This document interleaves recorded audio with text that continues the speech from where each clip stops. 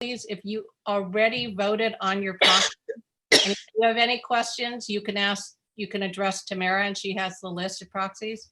But if you know that or I have a list also, if you want to know if your proxy is, but we have 86 proxies as of 5:30 this afternoon.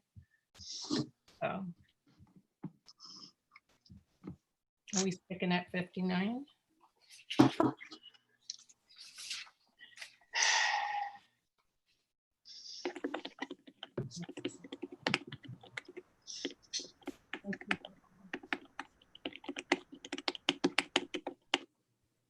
Hey, Sue.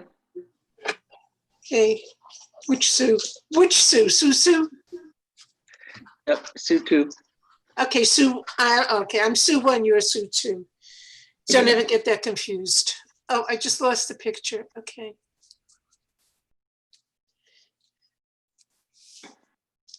Heather, are you and Evan in 2 different rooms? We are. We sent in a proxy though, so. Okay, we'll just ignore both of you. I just figured if somebody wants to address questions to him being on the board, he's in his office where it's quiet. I'm out here where the boys are. So. Oh, okay. Where the boys are. I think there's a song like that. Yeah, I thought it was a movie. It's a movie. Sorry. Yeah, you have a Shapiro I proxy. think The boys are on the couch. I think. What was her name? Somebody Was that says in a the word net? that's title. That's where I go. Oh. Okay, let me. Okay, if I move my mouse, I lose the picture.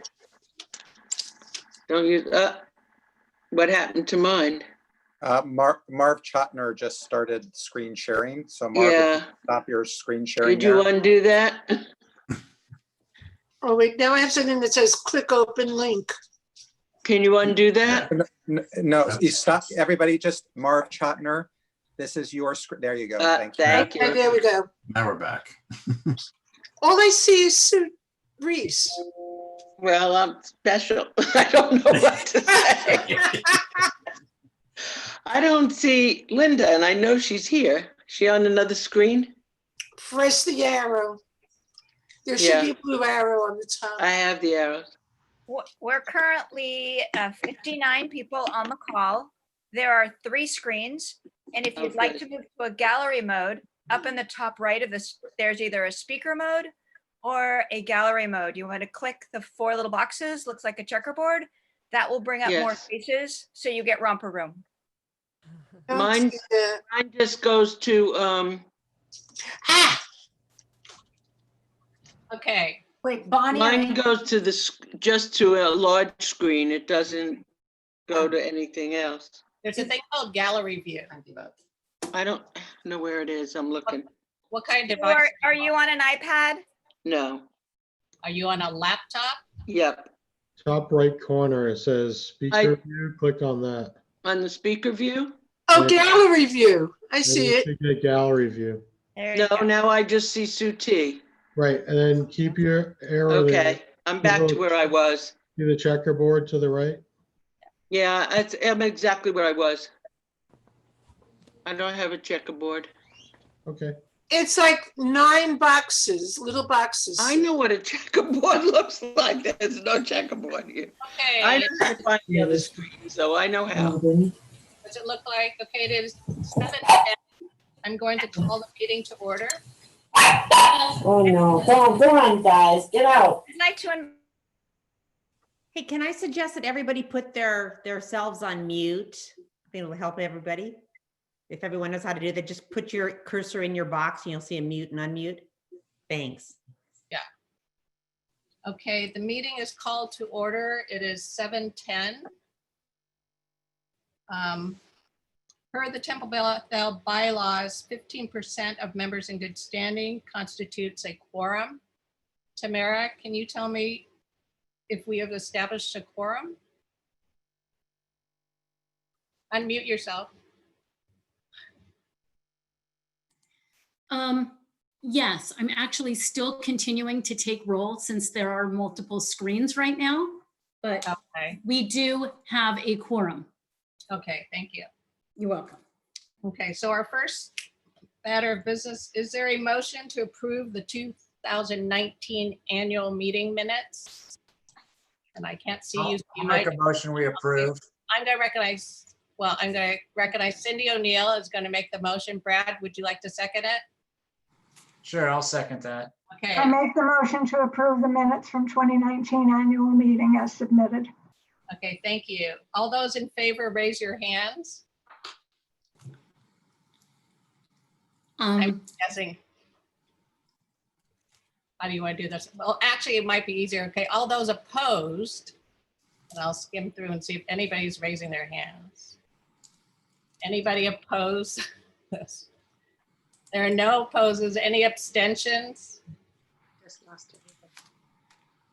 Okay. Motion passes.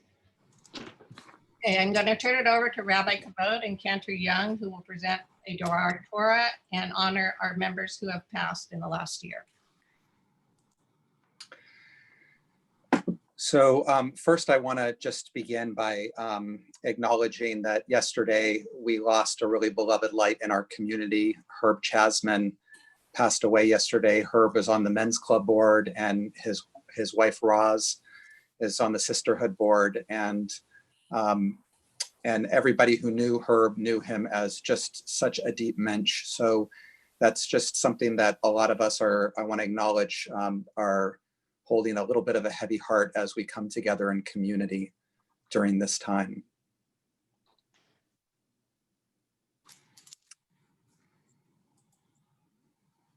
Now, I don't have the list right now of people who have passed in this last coming year to read.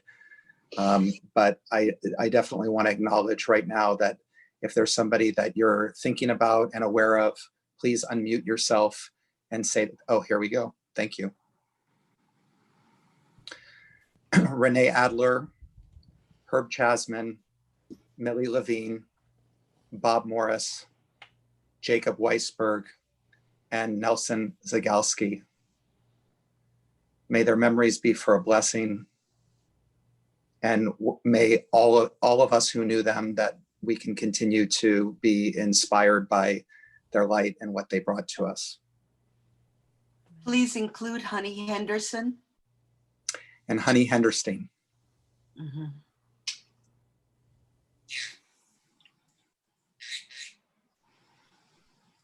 Okay, thank you.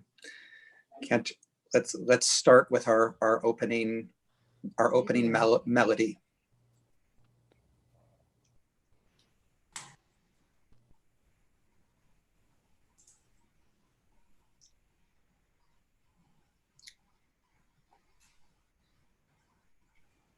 We have no sound.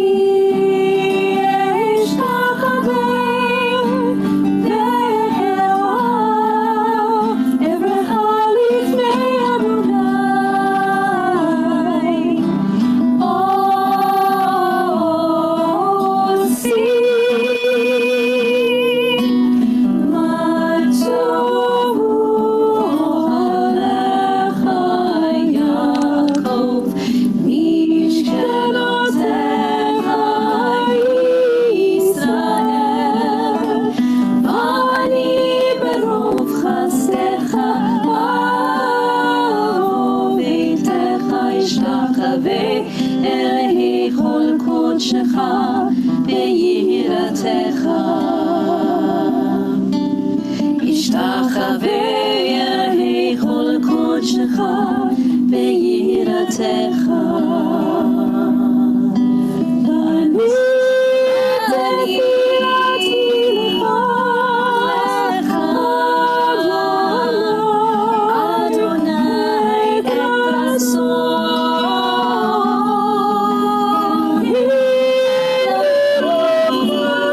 חסדך באמת ישך.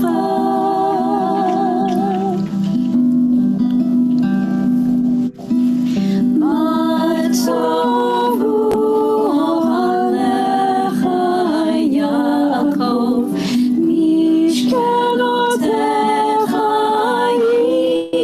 ישראל, ואני ברוב חסדך אבוא ביתך, אשתחווה אלי כל קודשך ביראתך. אשתחווה אלי כל קודשך ביראתך.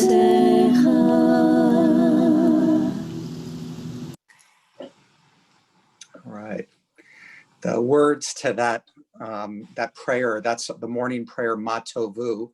How good are your tents, O Jacob, your sanctuaries, Israel. That is traditional that we sing when we enter a synagogue. And it comes from the piece of the Torah. It's actually the blessing from a wizard named Bil'am that was meant to curse Israel. And he came, and really the idea of cursing in ancient times, and Bil'am in particular, was not that he had so much magical powers, but that he could actually focus on what was the negative. And he could amplify what was the negative so that it became so strong that it took over. And that's what was considered a curse. And so that's something that we also work with in our own lives. There's sometimes a tendency to focus on the negative, and we can get consumed with it. But what happens is Bil'am, the wizard's about to do that curse. And then all of a sudden, this blessing, Matovu, how good are your tents? And what the commentator Rashi says is that Bil'am actually looked at all of the tents laid out. He was on top of a mountain. He looked below in a valley. And he saw that the way that Israel had structured their tents was so that nobody could see inside the doorway or the window of another, that they had done it in a way that they could all dwell together and be together, but there was such a respect for each other's privacy, for boundaries. And I think that this becomes a little bit of a template for a holy community. How do we be able to honor and respect each other's differences, whether we identify as Reform or conservative, or or liberal or conservative, or whether we are young or old or really into religion or not so into religion, whatever it is, we're here together as a community, and that's part of the blessing of us. And so part of what we're looking at tonight as we think about, reflect on the current year that we've experienced and begin to look to the next one, is how do we create more blessing here at Temple Bethel? And part of what we're challenged with right now in this time of COVID is that everything is so different and we come together in different ways. And how do we focus on the blessings of who we are, and how do we make our choices about how to move forward in ones that are guided by our Jewish values?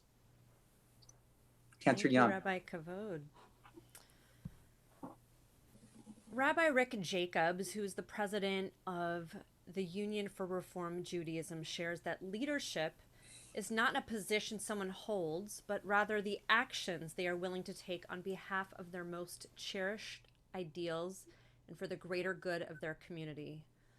Since the onset of the COVID-19 pandemic, we have been in deep conversations with other religious institutions, both locally and around the country, to reflect on best practices for how we can engage in sacred community in ways that are both meaningful and that uphold the values that we hold so dear.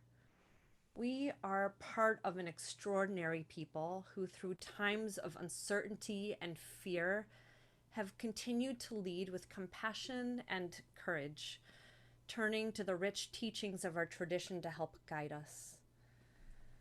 The first value that we are focusing on tonight is sakanat nefashot, endangering life, and pikuach nefesh, saving a soul.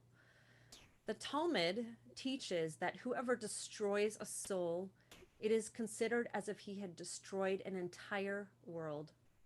And whoever saves a life, it is considered as if he saved an entire world.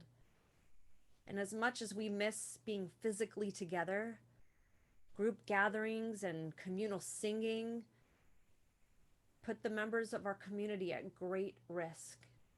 And we are working to ensure that the members of our community, the staff, the clergy, are not put in positions where anyone is endangering their own life or the life of somebody else due to a pressure to come back to life as we knew it pre-COVID.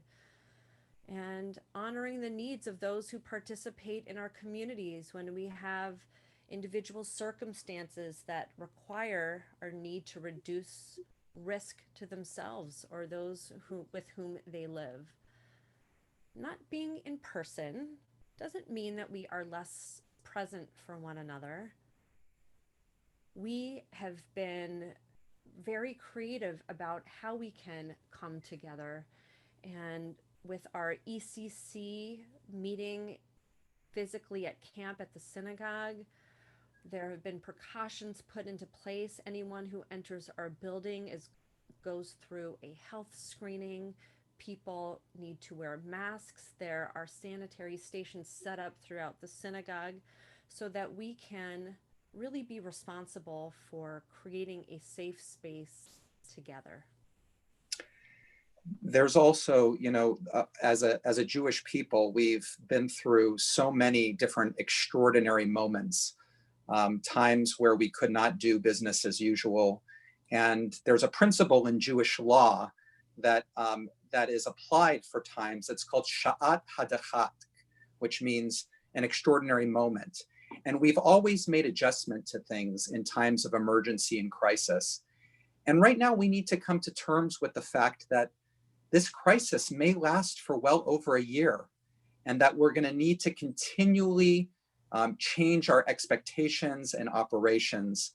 And we'll need continued flexibility in our Jewish practice, informed by our own authentic modes of interpreting our tradition. One of the things that's interesting right now is that one of the big changes in Jewish life, really kind of the beginning of Judaism that we know it, happened when the temple in the first century was destroyed.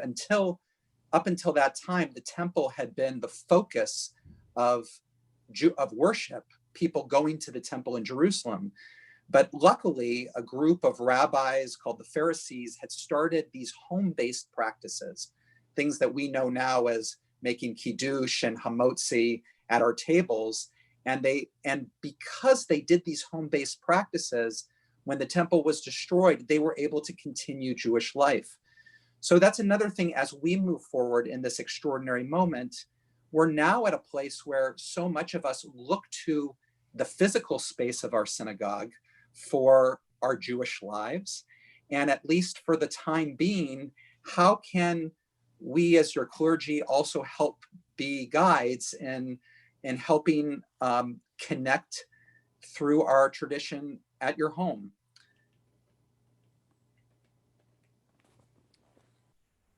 So another beautiful value that we lead with at the synagogue is the whole concept of Kol Yisrael Arevim Ze Bazeh, that we are all responsible for one another.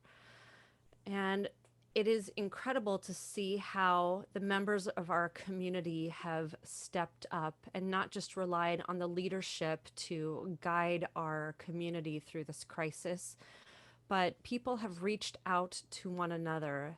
And through the help of our Hinenu Caring Committee, through our partnership with Federation, we have put things into place that we can really reach out and care for one another and kind of assess where the needs are in our community. It's our job to look out for the mental and physical health and safety of one another. And while there are certain precautions that have been put into place to ensure that we keep everyone who comes to the synagogue safe, there are also things that we are aiming to do to help reach out to those who are feeling isolated in their homes, who are disconnected from family and friends and community. We have been sure that to create multiple access points for our community to be able to gather, whether that's through Facebook or our streaming, which is now available on our website.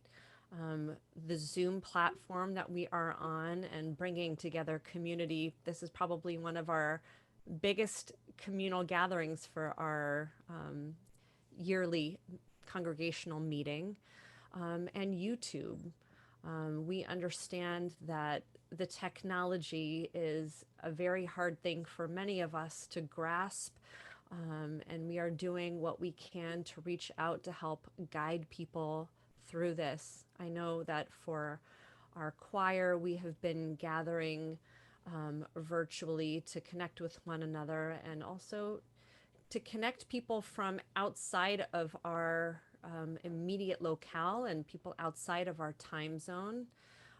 It's a very creative time for our entire nation, our entire world right now, who are looking for other avenues to help connect people.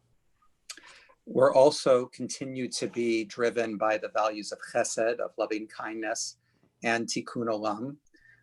When COVID just started right away, our congregants led by our Hinenu Kehila caring team and clergy went out and called every one of our members to reach out to see what people might need and help them connect with resources. And we're looking at doing another call shortly to really assess what people's ability to connect technologically are and do another check-in with them so that we can make sure that that there's not people that can't participate in this new digital platform as we go forward. Also a couple of our congregants spearheaded a wonderful supply drive to bring all different kinds of items of baby wipes and family needs and food that we were able to do a drive-through. People could drive through and drop them off. And that's going to be one of many ways that we want to continue to serve the larger community and support each other.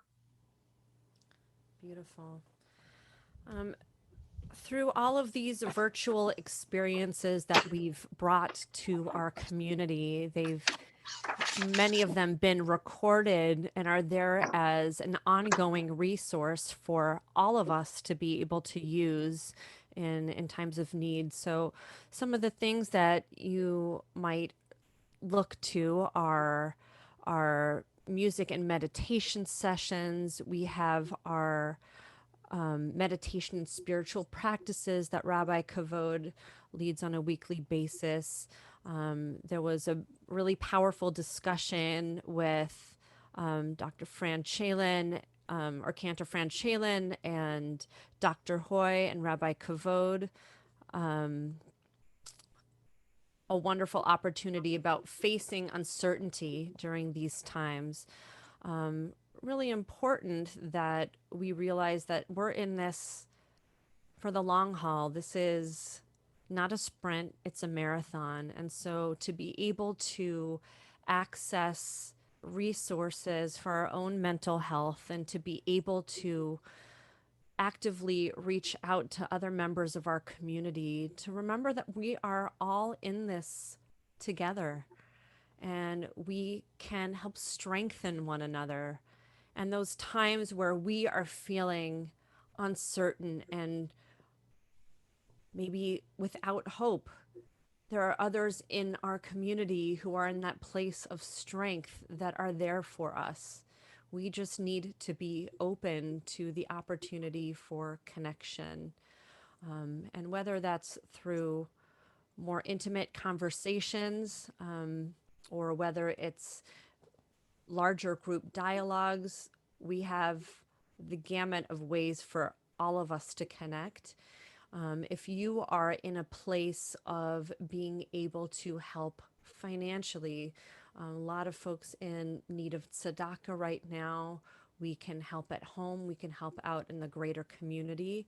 Whatever it is that you have the ability to contribute, and I'm not just talking about financially, but if you are in a place of strength and can be a source of comfort to someone else. We've been gathering on Zoom for Shiva.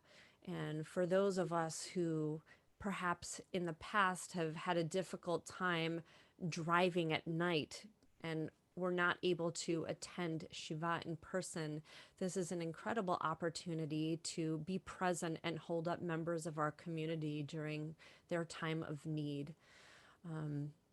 The last piece that we want to share with you is has to do with kahila, with supporting relationships. That's going to continue to be our main focus, one of our main focuses going forward. And a lot of us have benefited in tremendous amounts from our small group initiative, from being able to gather in small groups and discuss things, meanings that have consequence. And some of those small groups have even formed into chavarot of sorts.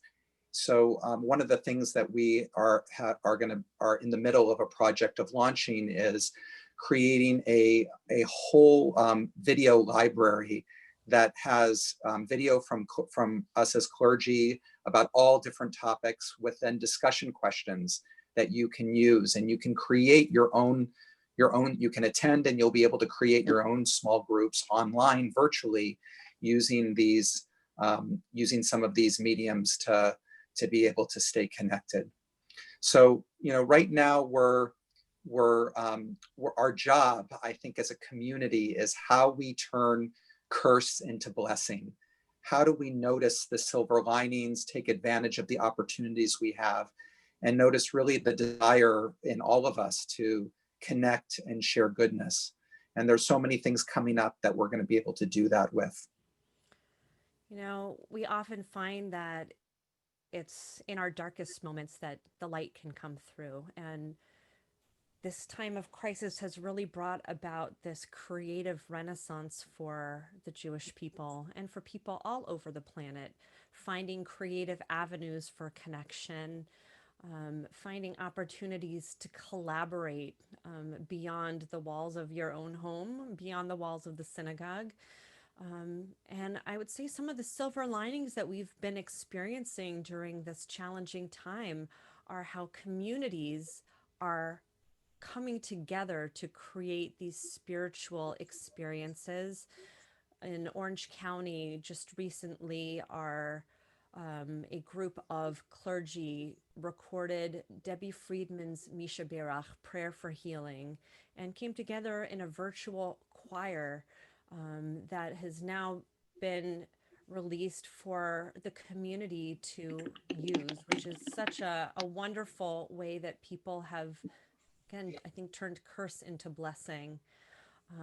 So appreciative of the sacred space that we have been able to create on Friday night, gathering as a community at 6 p.m. with Rabbi Kavod leading us in meaningful discussions in this living Torah space, where we talk about things as a larger group, but we also have the opportunity to work in smaller groups in our breakout sessions, which is a nice way that we get to hear from everybody. And members of the clergy from Orange County have also partnered for some of our holidays, for Pesach, for Shavuot, to come together for larger communal offerings. And this is an opportunity for us to hear from people that we wouldn't normally hear from, because we are knocking down some barriers and giving each other the opportunity to learn from the scholars in our own community. We are not tethered to a geographic location anymore. And because we're meeting in a virtual space, people are able to participate in a way that they maybe hadn't before. People who have been on the periphery are able to join in. This kind of levels the playing field. And I know that for some, it again is a steep learning curve with some of the technology, but some of these intimate discussions that I've had with congregants, just spending time with them, helping them figure out how to use Zoom or how to become acclimated with some of these online platforms that really open doors for them that weren't open before. And part of the reform movement, and I imagine this is also true, I know it is for the conservative movement as well, resources are being created, and we have access in a way that we haven't before. The CCAR, which is the rabbinic union for our Reform rabbis, they have created visual tefillah for Mishkan HaNefesh. That's our High Holy Day Machzor. And for this year, during this time of crisis, they have made it free for congregations to use who are already using Mishkan HaNefesh. And the ACC, the American Conference of Cantors, is creating recordings for congregations to use for High Holy Days. We are thinking outside the box. We are being creative, and it's an opportunity for us to find those silver linings. Okay, thank you, everybody.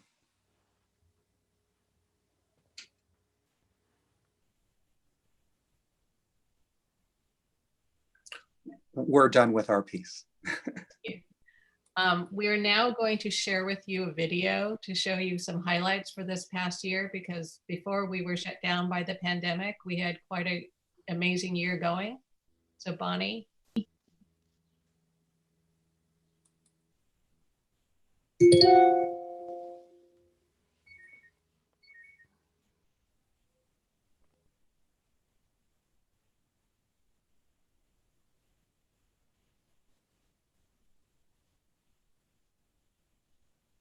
Hi, my name is Evan Wall, and I'm the Vice President of Judaism in Action at Temple Bethel here. And Judaism in Action really means community. I mean, it's the way we express our Judaism both within our community and within Orange County in general, and also within the larger world.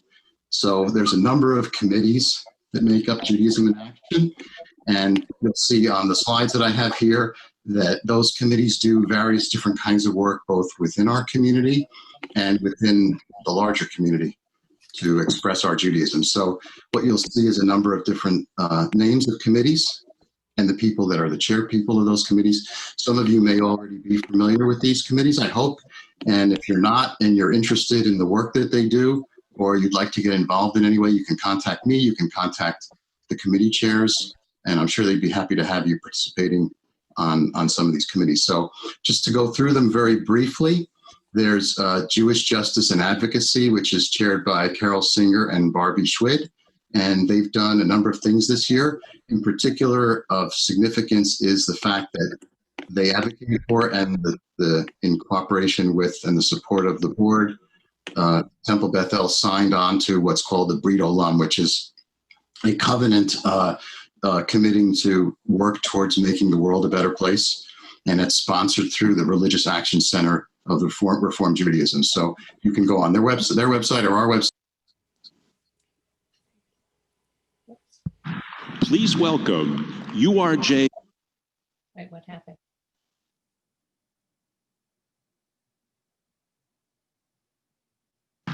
Please welcome. Wait, what happened? No. Bonnie, what are you doing? Hi, my name is Evan Wall, and I'm the Vice President of Judaism in Action at Temple Bethel here. And Judaism in Action really means community. I mean, it's the way we express our Judaism both within our community and within Orange County in general, and also within the larger world. So there's a number of committees that make up Judaism in Action.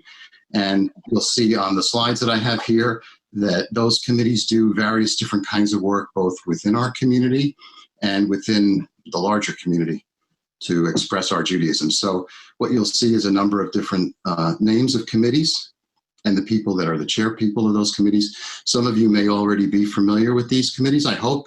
And if you're not and you're interested in the work that they do, or you'd like to get involved in any way, you can contact me, you can contact the committee chairs, and I'm sure they'd be happy to have you participating on some of these committees. So just to go through them very briefly, there's Jewish Justice and Advocacy, which is chaired by Carol Singer and Barbie Schwid. And they've done a number of things this year. In particular of significance is the fact that they advocated for, and in cooperation with and the support of the board, Temple Bethel signed on to what's called the Brit Olam, which is a covenant committing to work towards making the world a better place. And it's sponsored through the Religious Action Center of the Reform Judaism. So you can go on their website or our website, and you can read information about that. They also sponsored a number of social justice programs throughout the year that you can see on these slides. And hopefully once we're able to open up again, we'll have some more programming to come in the next coming year. The next committee is Havrat Tzedek, which is chaired by Jody Halbrecht. And the big program that they did this year, and we do every year, is the Interfaith Thanksgiving event, which is in cooperation with the Orange County Islamic Foundation and the Shepherd of the Hills Church, Methodist Church. And this year we prepared over 250 holiday meals for families in need. There's also the Israel Matters Committee, which is chaired by Charlene Zuckerman. And you can see there, this year they spent some time putting up Hebrew signage throughout our building. So everywhere where you see a sign, there's also a corresponding Hebrew to tell you, so you can see what those signs would mean in Hebrew. And they also hosted several events with Technion speakers, professors from Israel, to talk about state-of-the-art medical research. Another committee we have is the Bereavement Committee, which is chaired by Phyllis Blank, and they have a number of adult bereavement programs throughout the year, and we're now exploring different ways to do that. The pandemic, there's a lot of stress on people's minds, and so there's even more of a need for this, but unfortunately we can't do those meetings in person at this point. Hopefully we'll be able to do that again soon. Another very important committee in our group here is the Hinenu Caring Committee, which is chaired by Cindy Leash and Patty Rosenbaum. And these are the people that help support Shivas. They bring food to people's houses when they've had a loss. We also help to make minions and clean up during those events. And they also prepare foods that is kept in our freezer to be able to bring to people's houses in need. Now that we have the pandemic, we've created a separate little ad hoc group, you would say, called the Kahila Caring Team, which was formed kind of right as the pandemic was happening, to make phone calls to all of our members to make sure people were okay and that they had the support that they need, and to connect them with resources if they needed to help manage the crisis as we were going through it. Another group is called Meditation and Spirituality, which is chaired by Ellen Prince and Dennis O'Reilly. And they have, in cooperation with Rabbi Kavod and Cantor Young, we created a once-a-month program called Soul Spark Shabbat, which is a different kind of a service that includes meditation and chanting. And there's also we had the annual meditation retreat this past year in January. I think it was our 4th annual meditation retreat, which is a big success. And recently, Rabbi Kavod started a Tuesday morning meditation program online, which has been very successful as well. And the last one that I wanted to mention is the Jewish Life and Ritual Committee, chaired by Mark Adler. And this is a group that really helps us coordinate all of the rituals that we do, whether it's the Reform style ritual services or conservative style ritual services. They also were very instrumental in helping us figure out and select the appropriate live streaming that we installed to be able to handle live streaming of our services. All of that got done in March, right before the pandemic happened. So we'll be ready to go once we're able to open up and start having services in our building again. We'll be able to offer live streaming options for people who can't come to the building for whatever reason. We've also, that group has grown. We've added some members. They had coordinated or at least made the plans to have a new Hanukkah celebration, which will happen hopefully this December. So stay tuned for that. And they've also been involved in helping us to continue to modify our kashrut policy as we grow and face challenges. We adjust as needed to help make sure that we're meeting the needs of all of our congregants. So that's pretty much Judaism in action in a nutshell.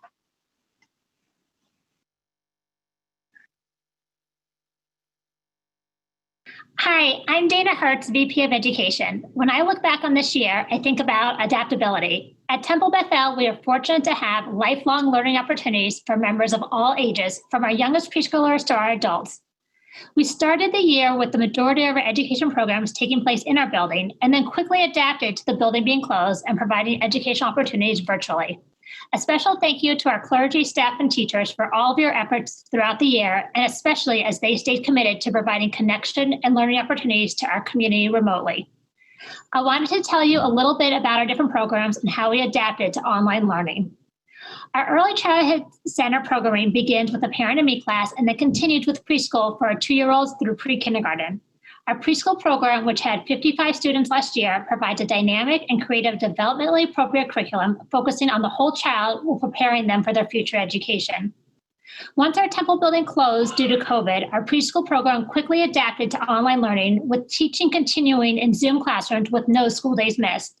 In addition to daily class time online, there were play spaces and weekly Havdalah and Shabbat with our clergy. Daily extended learning opportunities included enrichments such as art, music, yoga, Hebrew, and Spanish. Our teachers also had the opportunity to attend at least one early childhood training each week. At the time of this recording, we are preparing to open the ECC for summer camp. New procedures will be in place to meet all necessary requirements to open in this current environment. Also adapting to the needs of our preschool families, we are excited that our preschool received licensing approval for the extension of our hours. We will be able to offer full day option to our families from 8 to 5:30. Thank you so much to our ECC PTO for supporting our preschool program and teachers through building community, planning programs, and fundraising. Now on to our religious school. Our religious school provides Jewish education to pre-K through 7th grade B'nai Mitzvah students. Our program includes Shabbat High Fridays, allowing students to learn Judaism by living Jewish, and leads into our Friday night Shabbat services with student participation. 3rd to 7th graders also attend Hebrew on Mondays. Last year, we had almost 150 students in our religious school program. Similar to our preschool, our religious school adapted to our building closing and moved quickly to online learning. Hebrew classes started immediately with weekly Zoom classrooms for each grade. Shabbat High had 4 online sessions and included special online programs such as online Passover experiences, virtual tours of Israel, and participating in an interview with a Holocaust survivor. Thank you to our volunteers on the Religious School Committee for supporting our program, building community, and furthering communication. It is important to keep our teens involved after their B'nai Mitzvahs, and the opportunities to do this include 8th grade Tzedakah Board, where participants take part in creating a philanthropic foundation committed to engaging in questions of how to fix our broken world. Our Madrahim program, which allows our teens to be a teacher assistant in our religious school classes. The Madrahim serve as role models to our students and are mentored by our teachers. And of course, Bestie, our teen youth group. Thank you to our Bestie board comprised of our teens for your leadership throughout the year. And not to forget about us adults. We are so fortunate for the adult education programs taught by our clergy, including Rural Judaism courses, Adult Hebrew, Navigating Jewish Prayer, and our Adult B'nai Mitzvah program, which currently has 9 students. Earlier this year, the board approved hiring a director of congregational learning. This search was put on pause due to our hiring freeze in response to COVID. Thank you to the search committee for all the time and energy put into reviewing resumes and interviewing candidates. The board is continuing to work on additional resources for our education programs and will continue to adapt as needed. Hi, I'm Lainey Mitzman, Vice President of Membership. Our goal for membership this year was to make everyone feel at home at TBESOC. To do this, we thought about relationships. We welcomed our newest members with a phone call to say hi and find out what our temple could do for them. A welcome basket with a challah, some honey, and Shabbat candles was delivered directly to their home. Our Shabbat showcase exhibited all that our temple has to offer. All our committees, programs, events, and volunteer opportunities were on display so that you could decide how you wanted to participate. Of course, there was noshing and schmoozing. On Rosh Hashanah, after services, we got together to share apples, honey, and challah. You met old friends and maybe a new friend or two. We honored our Legacy Society, our sustainers, and our new members with a special Shabbat dinner. Everyone was able to mingle and learn something new about a fellow congregant. Rabbi Kavod entertained with his fantastic magic, and Cantor Young filled the room with her beautiful music. During this COVID-19 pandemic, volunteers contacted our entire congregation to see that they were doing okay. If help was needed, we found a way to get them that help. This year, our men's club concentrated on tzedakah. They donated over $10,000 to various charities. This felt especially good to them because it showed the hard work the board and all the members did to raise this money. They also partners with BE Sisters for a very successful comedy night that brought in the largest crowd ever. BE Sisters was also busy this year. For the congregation, they donated $2,000 to the Secure the Future campaign for a total of $6,000 of the $10,000 that they have pledged. They worked with the ECC on the extremely successful family Shabbat pizza dinner. They shared sponsorship with the Israel Matters Committee of a taste of Sukkot.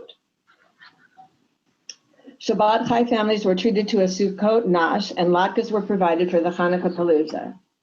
They supported the Purim Yellow Brick Road, the KISS service, Cantor Young's CD release party, and presented 2 of our high school seniors with awards. For our community, they organized a backpack and school supplies drive for the Kinoshita Elementary School. They donated to the Interfaith Thanksgiving Food Drive and to Child Spree. At Hanukkah time, they donated gift cards to families in need. Hi, I'm Mara Weiss, the Vice President of Marketing and Communications. When I reflect on this past year, I think of connection. In June, we as a congregation voted to create this new VP position. Marketing and communication is the process of connecting individuals to the programs, events, and services that make being a member of Temple Bethel meaningful. With the help of our marketing team, both staff and volunteers, we've made many exciting changes to our internal communications in this past year. We created the first ever Marketing and Communications Committee made up of volunteers in our congregation. Each member brings their own personal and professional marketing and communication skills to the committee. We created postcards. Each one represents a committee or group of the synagogue, and they were created to serve as a quick grab, as well as serving as a personal invitation to be mailed. At the end of the summer, at the Shabbat Showcase, we used these postcards to encourage participants to collect and keep information about our committees throughout the year. In early September, we launched our new TBESOC website, which included easy access to Shabbat services information about ways to connect with programs, classes, and social groups, as well as holiday events, and finally, our weekly religious school information for families. We revisioned and created a kind of a user-friendly High Holy Day connection display, which encouraged congregants to engage with our community throughout the year. In September and March, we worked with every committee and leader to create our Temple Talk publication. In early March, we offered an informational meeting for all the committees so they could learn how to best market their event at TBESOC in the community. In mid-March, after we closed the temple to slow the spread of COVID-19, our marketing team created information pages on our website about health, safety, and communication resources for our congregation. We continue to work with our clergy and staff to support and refine technological offerings to our congregation so the community can continue to be connected and engaged spiritually.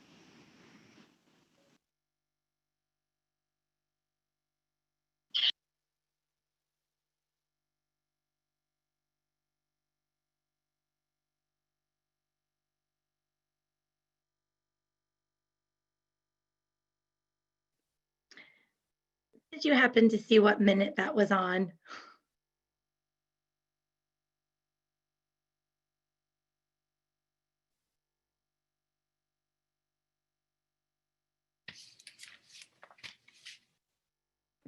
It's right before Jody.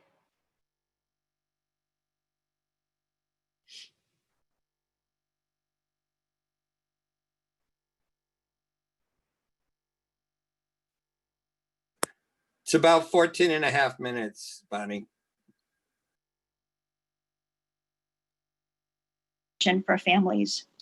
We revisioned and create marketing. VP of Finance and Development.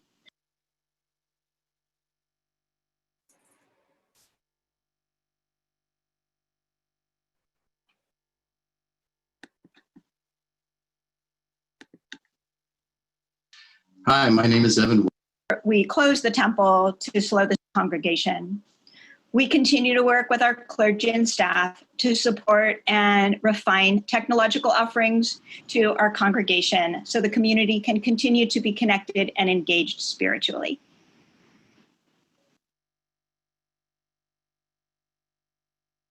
Hi, this is Jody Halbright, VP of Finance and Development. I'd like to share with you engagement towards solvency. So the fiscal year 2019-2020 is over. How did we do? In 2019, we had approved a budget that reflected a surplus. Our financial statements and reconciliation showed we were on track to attain this overall target. Through the first part of the year, and then life changed. No social gatherings to fundraise, schools canceled due to restrictions, yet we still continue to support our staff, clergy, as well as our continued with our programs, and we offered more virtually. We have a new reality. In place of the annual gala, which is our opportunity to recognize special individuals within our community, and also our main fundraising event of the year, we introduced a new way to party all year round. The Party Book was a fun way of bringing people together at TBE SOC, the community, to create lasting relationships and memories, all while supporting the temple. However, this was abruptly halted as we physically distanced. The Secure the Future campaign is still in progress, and Alan Fenning and Marv Gordon are supported by our clergy and staff work tirelessly to meet our goal. To successfully complete that campaign, we need pledges of approximately 200,000. We are very close. We also applied and received a Small Business Administration Paycheck Protection Program loan. This loan is to support our existing staff and help with critical expenses. The hope is that we will be eligible for 100% forgiveness. With continued support from the Secure the Future campaign, Life and Legacy Society, the Sustainer Society, maintaining and increasing our annual giving, our High Holy Day pledges, and our facility use income. We want to thank everyone that has contributed and continue to contribute to our beloved community. What are future plans and how can we help? Engagement towards solvency. If you're able to consider adding to our capital campaign, we really would appreciate it. We also have links to Amazon that we receive a royalty at no cost to you. We have a gift shop. You can purchase a cemetery plot, send a tribute donation, purchase a plaque for a loved one, share your ideas to help us increase our income. We are re-imaging the way we do things to keep solvency in the temple. Once our social distancing has lapsed, we will then come back together again and hopefully share onegs, and you can sponsor Shabbat lunches and the oneg and any other events that you can have at the temple. We have a vibrant, welcoming, giving, and progressive community. Together, we have shown that we can continue to develop programs learning experiences, fun events, and most importantly, a spiritual home for the Jewish community of South Orange County. We appreciate everyone's support. Thank you. Hi, my name is Amy Packer, and I am the VP of Governance. My role included many different things, but primarily I was looking to the future. So in 2018, our board set a goal to create a leadership pipeline to ensure that our community could provide qualified individuals to be future Temple Beth El leaders. 2 years ago, Merritt Weiss and I developed a program called the Emerging Leaders Workshop. In the last 2 years, we have had over 20 people participate. I am happy to report that several graduates from the program are on this year's slate. Last fall, our community participated in the URJ benchmarking and assessment project in hopes of getting a snapshot of where we are when compared with similar sized congregations. Our participation was modest, with less than 30% of our families responding. So in consultation with our URJ mentor, we have decided to revisit this exercise in a year. By that time, we will have finished our strategic planning process. We are motivated and guided by the talents of our consultant, Deborah Nash. Our strategic planning council includes community members invited from every demographic. The council is currently reaching out to all areas of our community to get input to identify the important values and get broad visioning thoughts for our future. Last December, I attended my first URJ biennial in Chicago. What an amazing experience that was. We joined close to 5,000 clergy and lay leaders from Reformed congregations from all over the country. One of our keynote speakers was Amy Asen, the URJ Director of Strengthening Congregations. Her loud and clear message was that congregations must adapt and change to survive in the 21st century. Specifically, she called for disruptive change and challenging the status quo. All of us from Temple Beth El who attended came back energized by her words, encouraging us to dream big and take steps to make that happen. One of our proposed bylaw changes this year is to divide the VP of Judaism in Action into 2 VP positions, one focusing on ritual and the other focusing on Tikkun Olam, saving our world. This decision will give more attention to developing programs that will bring our community together in pursuit of opportunities that help better our world. This is a Jewish value which unites us all and reaches everyone. While there is so much uncertainty in our world right now, we are already looking critically at our future. Temple Beth El is positioned to adapt and grow to help our community thrive in the best possible ways. We invite your thoughts as you join us in this journey.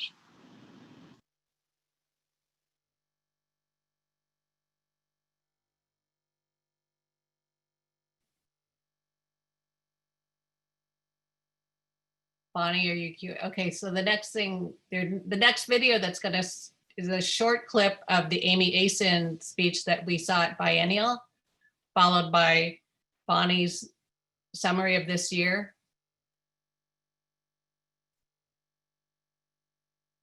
Welcome, URJ Vice President for Strengthening Congregations, Amy Asen.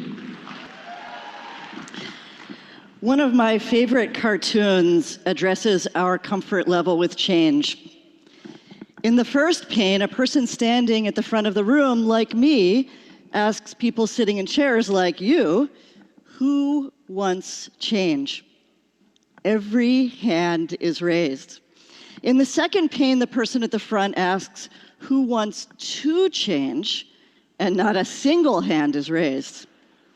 In the third frame, the person at the front asks, who wants to lead change?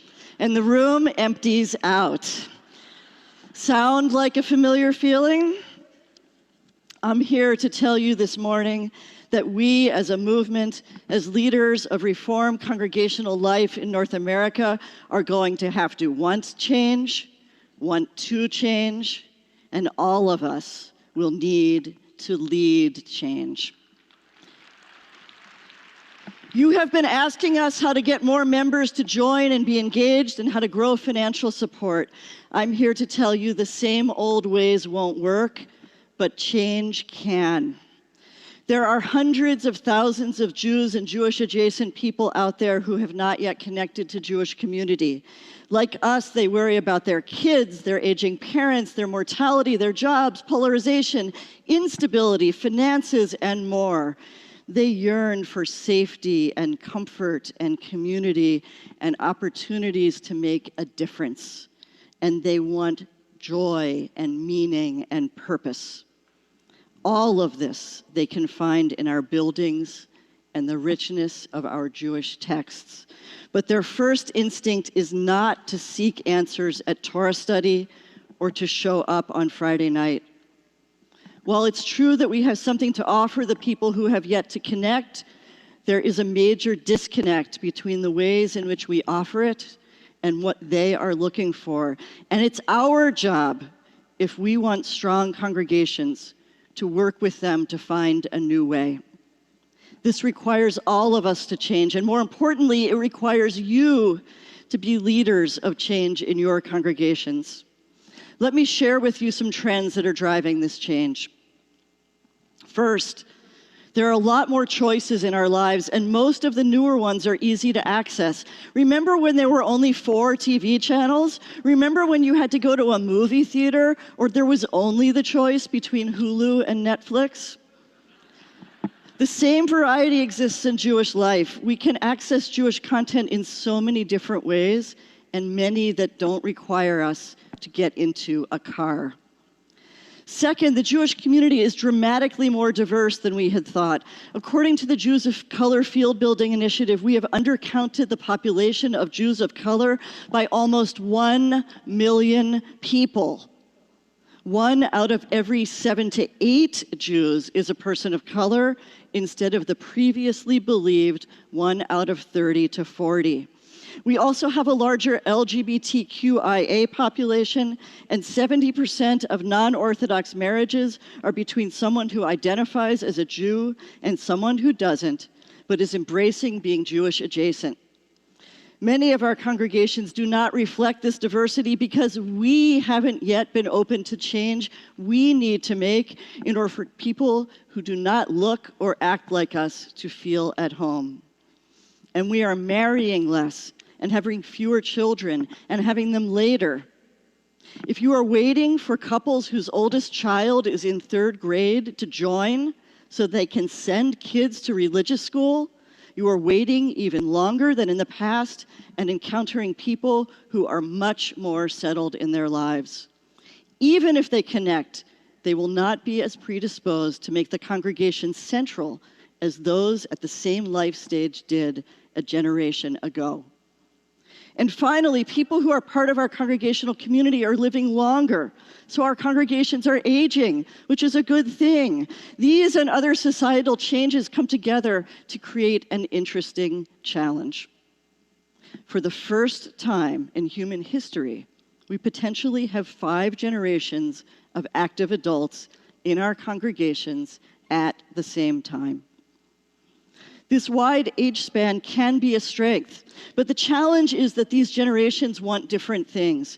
In most of our congregations and our movement, most of the power, most of the financial resources are concentrated in the 2 oldest generations, who are more hetero, more in-married, more Ashkenazi and white, and wealthier than the youngest 2.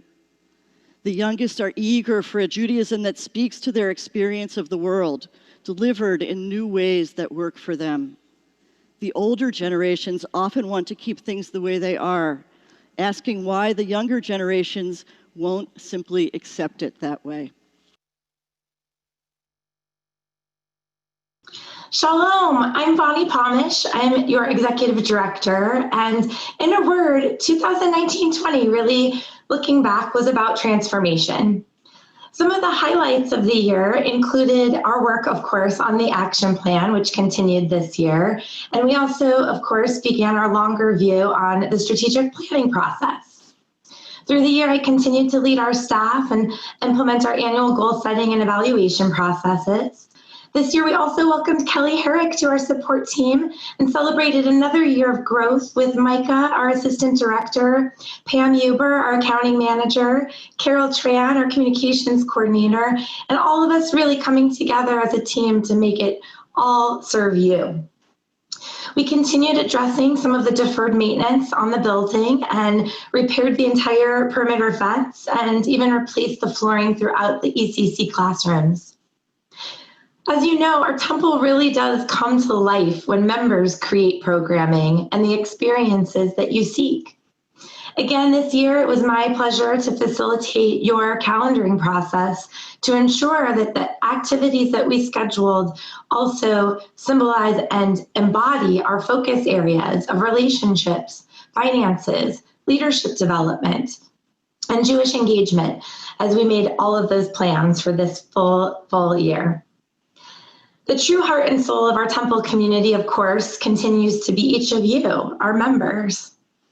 Thank you so much to each and every one of you who continues to take a vested interest in sustaining our Jewish community right here in South Orange County. I am so appreciative of the 2019 and 20 Board of Trustees, every member of a committee and leader of the committees, every person who has volunteered in a million different ways to bring their talent, time, and gifts to our temple community.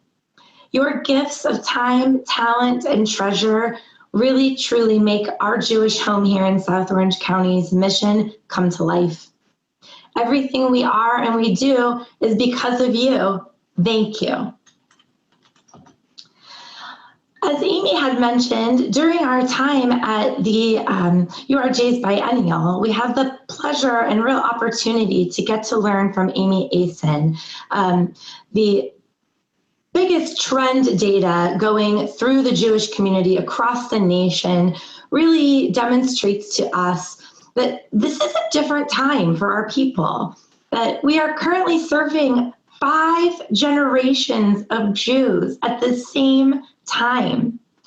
And that means that a lot of people have a lot of different needs and a lot of different ways of connecting, engaging, and being Jewish in 2019 and 20.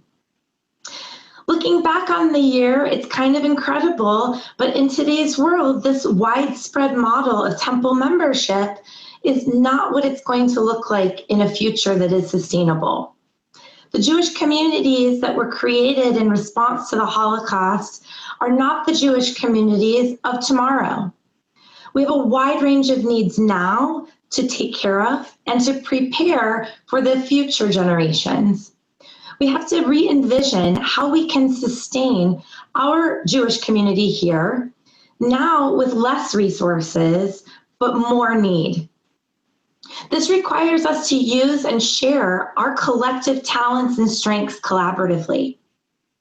Orange County boasts a high density of talent and strengths, both in Jewish organizations and individuals. Thanks to, I know this sounds weird, but thanks to coronavirus, our local federation has been convening all of the Jewish communities in Orange County, helping us begin to forge partnerships and build a network of talent and organizations and people who can collaboratively reshape the Jewish community in Orange County by maximizing our strengths and delivering them countywide, making sure that each of us has our home hub and access to the county's amazing pool of resources. Something like giving each of us the best of in an accessible way. We are always, always, always seeking to improve. And as Amy spoke about, we are constantly seeking to improve what we do and what we already do, but we are simultaneously really learning to explore how we can create a new paradigm, a new vision that embodies the needs and desires of now and the future. Through our strategic visioning process, we are hoping to begin to disrupt while we continue improving and transforming our Jewish community here in Orange County. While our temple community is engaging in that transformation and disruption conversation, just for us, like I said, we are at the table community-wide, working to identify where we can eliminate or reduce some redundancies with our colleagues at other Jewish organizations.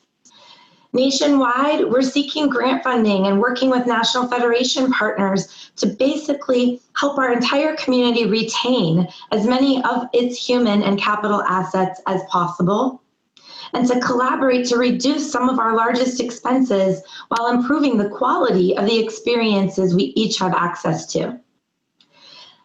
At home, here at Bethel, we've shifted our focus, especially during this time, away from physical connection to just connection. We seek through opportunities that you've seen in Passover and Shavuot to connect our members to members of other congregations. And within Temple Bethel, we're focusing on relationships and aiming to bring more of ourselves, our whole selves, to our interactions with each other through small groups and a lot of different experiences, the Living Torah on Fridays, and opportunities that you can choose to participate in. I want to invite you into this relationship. Please continue to shift your focus to how can you connect and how can you continue to be such a heart of our home here at Temple Bethel. Happy year behind us and ahead of us.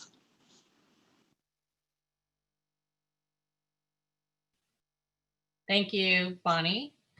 Right now, I would like to introduce our treasurer, Stuart Kriloff, who will be presenting the 2020-21 budget. I wanted to note that Stuart joined us mid-year when our previous treasurer, Izzy Neufeld, had to step down to focus on her family, and we really appreciate how he has brought himself up to speed and really jumped in on this role.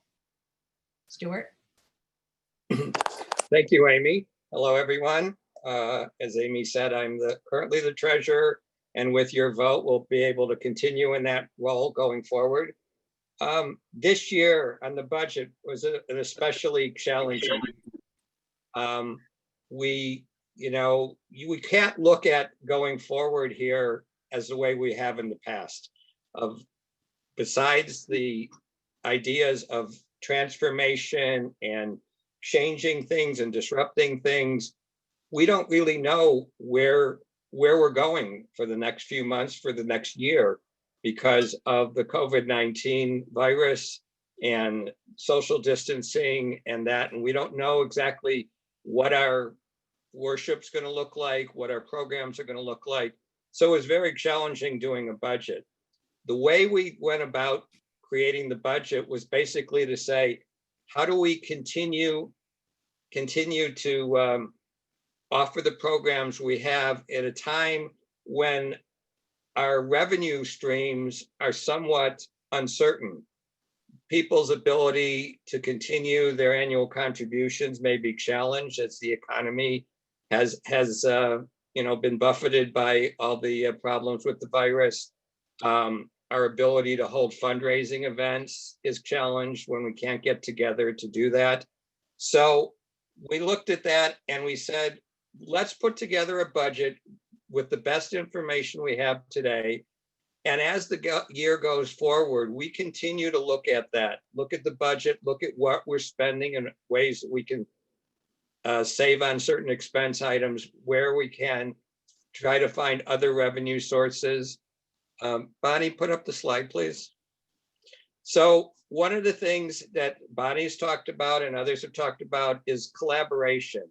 And there are discussions ongoing that had been started before the COVID-19 virus and have accelerated because of what's happening now, to collaborate with other synagogues, with other Jewish community groups, to avoid duplication of expenses and to collaborate together so that we can get the same level or better of a service or a program at a lower cost to each individual organization. And so we're looking and working on that. The other thing, as Dana mentioned in her report, we put a freeze on all new hires. The main one right now is the director of congregational learning that would be over the ECC, the religious school, and adult education. And we didn't feel it was prudent to hire a new person at a time that we're not sure of our revenue sources. So we put a temporary hold on that.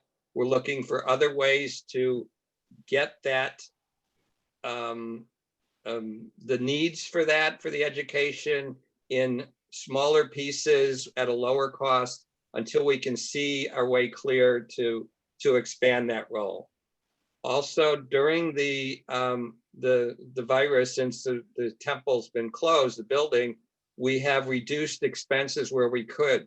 So we've reduced the custodial staff. With it not being used, utility costs have been able to be reduced to a certain degree. And we continue to look at that as we go forward and try to do things in a more efficient and effective way.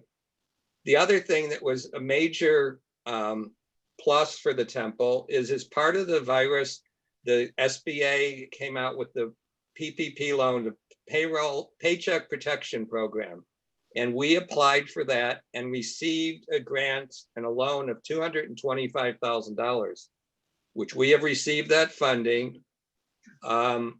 The rules for that is a forgivable loan. The rules of that keep changing a little bit, but based upon the way the rules are currently, we believe we'll get close to, if not 100% forgiveness of that. So in essence, what that becomes is a grant to the temple instead of a loan. And it will take the current year's projected deficit, which we now have, into a surplus. And it's that surplus from the current year plus a surplus we had from 2018 and 2019 that will allow us to be able to weather the projected deficit that we're showing in the budget for next year, while we try to reimagine how the temple is going to do things as we get further along the line on these collaborations in various areas. Next slide, Bonnie, thanks. So the other thing we've done, and this was implemented a few years ago, was so that we could keep on top of this and make sure we didn't run into trouble and we could see where we were headed. We do a monthly financial review that the staff at the temple, Pam and Bonnie, do monthly reconciliation and producing of financial statements. I meet with Bonnie and Pam and go through that and sign off, and we report to the board and the executive committee so that everybody is aware on an ongoing basis of where we stand, so that before we get into financial trouble, we can make some changes, whether it's hopefully to create more revenues, cost efficiencies, or at a worst case basis, have to make the hard decisions to cut expenses. The other thing we've done, again, to keep us on track is we have an annual review, an annual audit from an outside CPA firm that they review our financials in accordance with accounting principles and report back to us. And they've reported back that we have an adequate system in place and we have no deficiencies or significant negative findings. The other thing that, just so to kind of give you some perspective, the temple, we were very fortunate that we've had this Secure the Future capital campaign. That was a total campaign of $6 million. And we have raised all but $92,000 of that. That was had three main goals. Number one was to pay off the mortgage on the building. And we have been able to do that. That was paid off. That was this, program was a 3-for-1 match from the Samueli Foundation, which they graciously contributed the entire amount of their pledge early so that we could pay off the mortgage. Second thing was to create a 6-month operating reserve so that in bad times, such as now or going forward in the future, we would have a reserve so we wouldn't be looking immediately to having to cut expenses. And third is we installed a solar system to save on the electric costs of running the temple. And that is under a lease, which is once we get the rest of the funding in the capital campaign, that will be paid off, and we will then have significant savings on a monthly basis in our operating costs. So all those things, we're fortunate that we had that in place before the pandemic hit, so that we've got the reserves to use. And going forward in the next year, we projected in the handout that was circulated to everybody, a deficit of about $211,000, which would look worse than it is if we didn't have surpluses from the last 2 years to cover that. Now, we have planned during this year, as I think I've said before, to continue to look at how we're doing month to month. At the after high holidays, we plan to sit down and take a hard look and say, how have we done with pledges so far, with annual contributions? How are people able to support the temple? And how does that look like where we're going to be going forward? And so that's kind of how we put that together. So before I propose a motion to approve the budget, I don't know if there's anybody who has any questions. I have a question. Okay. Looking at the budget, obviously the 225,000 is not reflected through April 30th on the sheet, correct? Correct. It was funded to the temple in May. Okay. So therefore, if we take the surpluses of 193 and then with your projected deficiency of 52, but we have 225,000 additional capital on this fiscal year, Would be a surplus. then this year the surplus would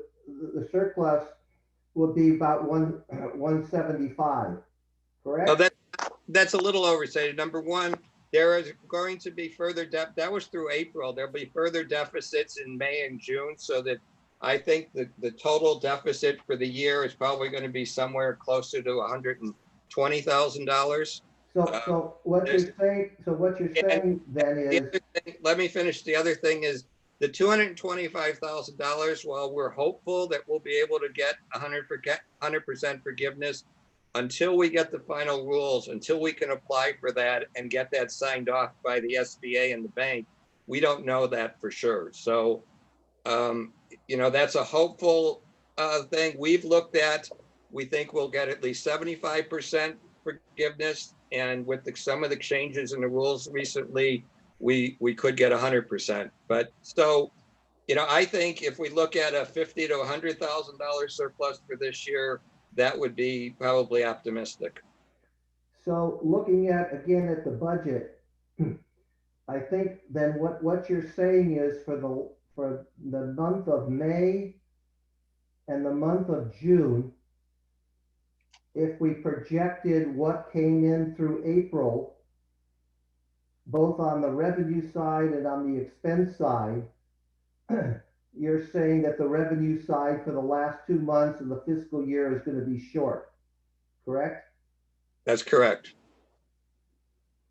It's not because on a 10-month basis, the revenue coming in is about $187,000 a month. Right. Well, but to look at that and just annualize that again would overstate your revenue, because annual contributions are not, some of them are paid at the beginning of the year, some are paid on a monthly basis. The annual monthly billing on annual contributions is only about 50,000 as opposed to the 100 to 120,000 on an average basis. Okay. With the virus, our fees from the ECC have been dramatically reduced. While we were closed, some people were willing to continue to pay for those fees. Some people did not. For summer camp right now, we only have, as of this week, 16 students enrolled. So we're having to ramp that back up. So that also will be lower, plus the fact of the high holiday pledges. Those are primarily have already been contributed and paid and are already reflected in the first 10 months. So to project that forward from 10 months to 12 months would overstate the full year's revenues. One other question, if I could, please.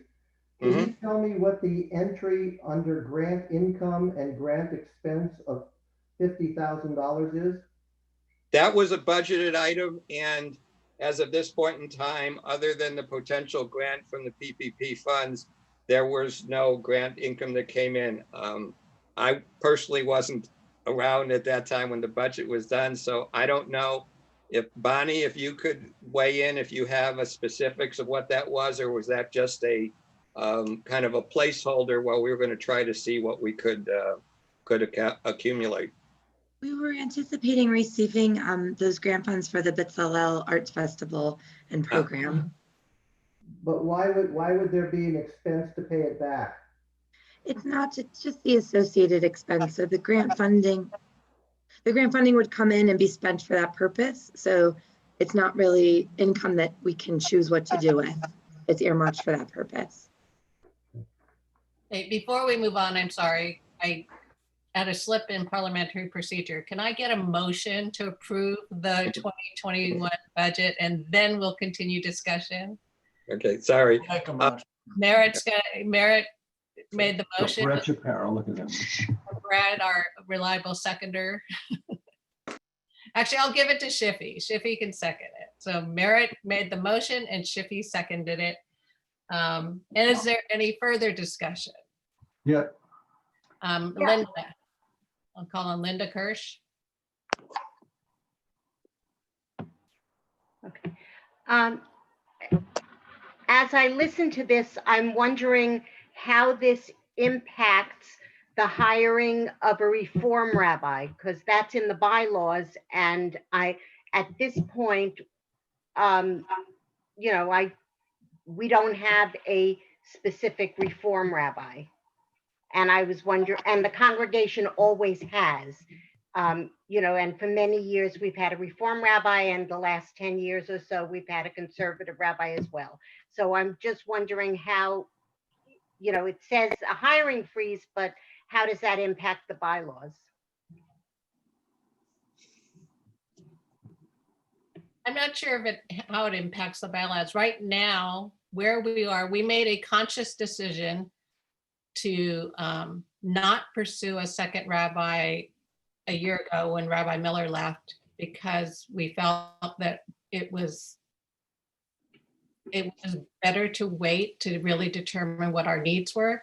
Right now, because of our financial situation being what it is, we really cannot make any kind of decision on hiring anybody until after high holidays, because that will be a critical decision point, because it's, to be honest, it's very scary. We don't know what the numbers will look like in October, but that will be very telling as to how we move forward. Okay. Okay, thank you, Amy. Anybody else have questions? Yes, I do. Okay, go ahead. Stuart, the assumption is that the PPE loan will be forgiven, or at least 75%, possibly 100. What assumptions are built in to the budget, if any, if that is not forgiven? If that is not forgiven, that we will have, well, if it is not forgiven, or though that portion that is not forgiven will be repaid over a 5-year period. They've extended the payback from 2 years to 5 years at a 1% interest rate. So it's very cheap money. And we will then have to, as part of our re-looking at the budget, hopefully by the time after high holiday services, we will know for sure what our forgiveness is. Now, based upon the rules as they are today, most of that is supposed to be for payroll. We have continued our payroll, continued to support our staff that we had in place, and that is our funds that will definitely be forgiven. There's the time period and some other technical rules are what keep changing, but they've passed another law that really relaxed and made it more flexible, and it was an additional time period for spending the money. And all of that is why I said now that I think that it's more likely than not that we'll be closer to 100% forgiveness. So I think it's not an optimistic, it's a realistic assumption that we will get a majority, if not all of it, forgiven. Okay, another question. I notice high holiday ticket sales are budgeted to be $20,000 in the proposed budget. Based on the fact that we will not be in the synagogue, is that really a realistic number? Again, it may not be. It's lower than what we had last year. We may not be able to sell tickets at all. And again, that is part of the uncertainty of doing this budget, that we've put things, some of these are placeholders that we may find that we're not able to achieve that. And we're going to have to sit down and take a hard look at where we're at and what we can do. Couple of other things that are going on. We have and continue to apply for other grant money. There was a program through the Jewish Federation where we were awarded an $8,000 grant. There's a program through the county supervisor's office with a grant program that we'll be applying for in the next few days that we could get another $10,000 potentially. We continue to look at and pursue all of those types of things. There are, in this age, because of this, we're not the only organization that is having this kind of financial distress. And there are lots of different programs at the local, state, and federal level, all of which we are staying aware of and will be applying as those things come up. Okay. Obviously, members in this fiscal year. Okay, I'm gonna call. I have a question. Joni Kirschenbaum, and then Avi, and then one more after that. If you are, please message me in the chat box because I can only see 25 of you at a time. Okay. Mine is a follow-up to Linda's question about, be quiet, about if we have a hiring freeze, but we don't have a reform rabbi at this time, our clergy are going to have their contracts come up. How does the hiring freeze deal with renewals of contracts and what we're going to do? I mean, I don't know dates of things like that.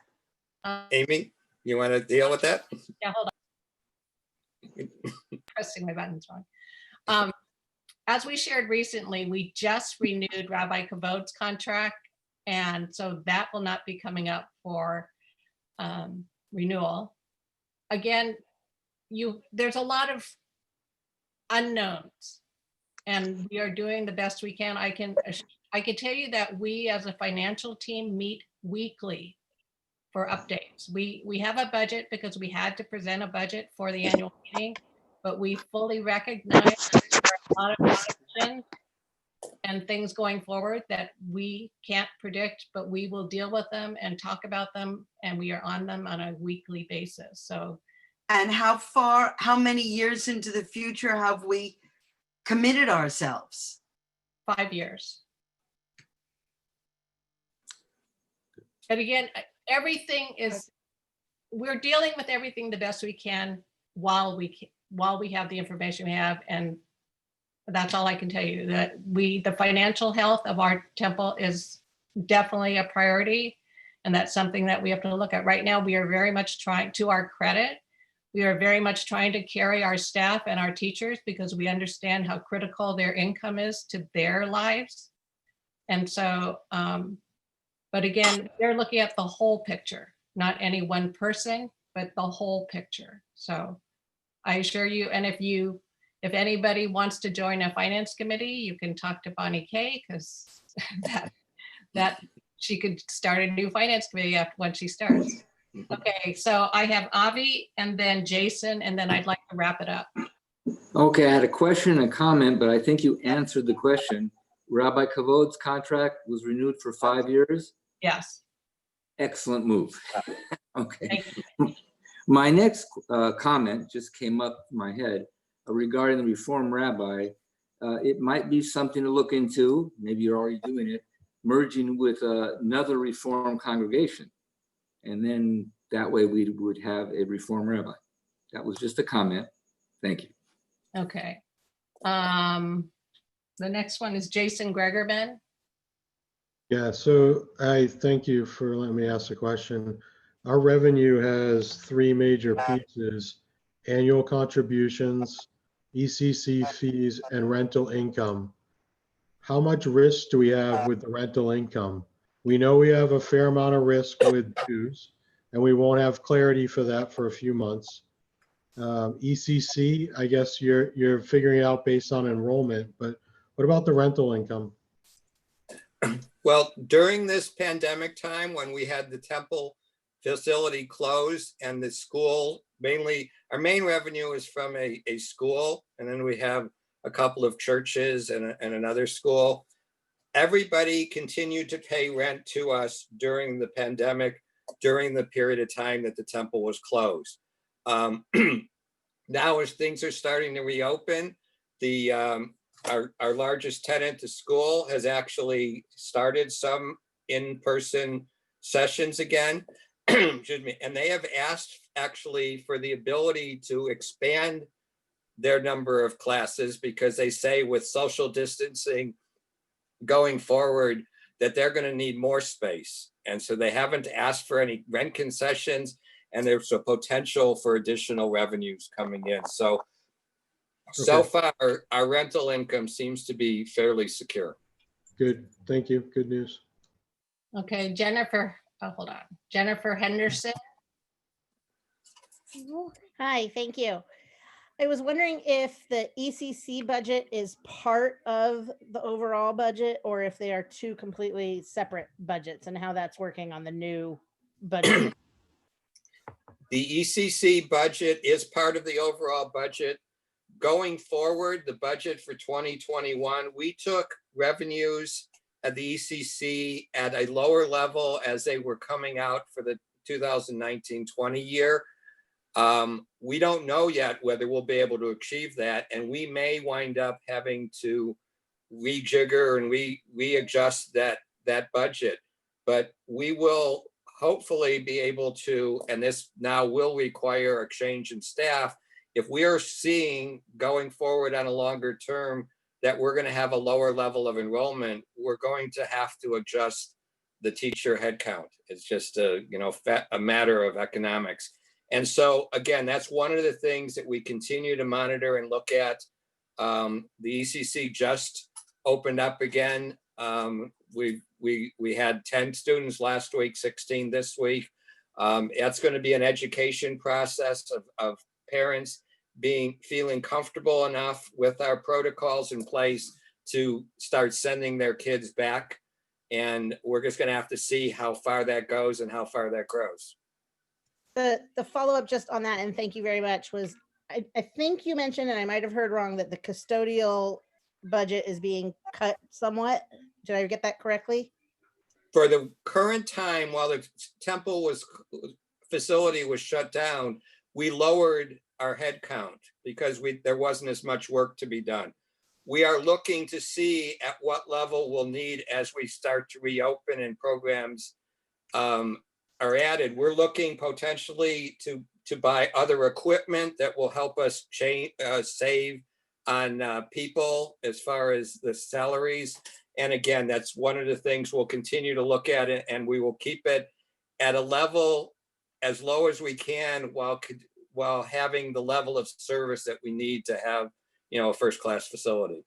The question was regarding COVID and keeping spaces clean as people are moving from one place to another. Right. Thank you. Yeah.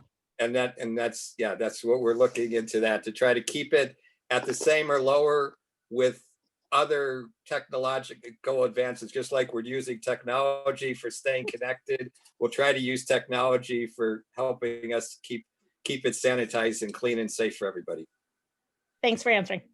Okay, I have, hold on, Luce has a question. Luce? Okay. Luce? Yes, I'm here. There you go.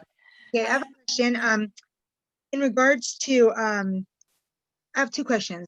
For Rabbi Kavode's 5-year contract, who gets to decide this? Is it just congregants who are conservative, the congregation, because we didn't, the board? I'm just confused about that because I didn't even hear about that. And second question is, as far as all these committees that are listed, and you guys speak so grand and eloquently of Havrat said it for me is like, there was hardly anything done this year. But I want to know how much time, like clergy or whoever's leading the meeting is allotted for, and gets, let's say there's 30 hours in a month that one dedicates to a certain, like to religious school. I want to know if that is kind of like, if there's a breakdown of some sort. Would the clergy like to address that? I wasn't really clear on the question. Can you try that again, Luz? I'll try it again. Yeah, forgive me because I'm not very clear.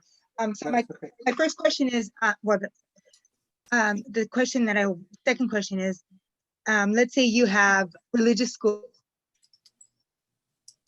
and you have Shabbat services, and then you have a Havrat Tzedek meeting. You have to present to the board at some time what you've done, correct? What the hours that you've spent doing what you've done. Is that what, do you guys submit that to the board? And if you do we get to look at it? Like, for example, I want to know how much time has been committed or given to Havrat Tzedek. Got it. So each one of us as clergy, we have different portfolios that we are responsible for. So there are certain committees that I'm connected to and oversee, and certain ones that Cantor Young are. And what we don't give the board a breakdown of all of our hours of where we spend them, but each month we will give a board a report about things that we'll pull out that we are focused on or working on. It usually doesn't cover the regular things that are like Shabbat services or pastoral work or meeting with people. But if there's kind of a new project or an initiative or an event that's happening or something that we're working with, then we'll highlight those things to the board. Luz, does that answer your question? Something to look for in the future, a breakdown of everything. Yeah, but something to look forward to in the future. Maybe you guys can revisit a breakdown so we can know how much time is being spent, like, for a certain committee. Our committees are all very volunteer driven, and under our organization, each of the clergy are liaisons to assigned committees, and as well as VPs also oversee the committees. So it's a combination of all that leadership. It is, again, as I said, it is volunteer driven, and when they need clergy input, they know that they can ask for it.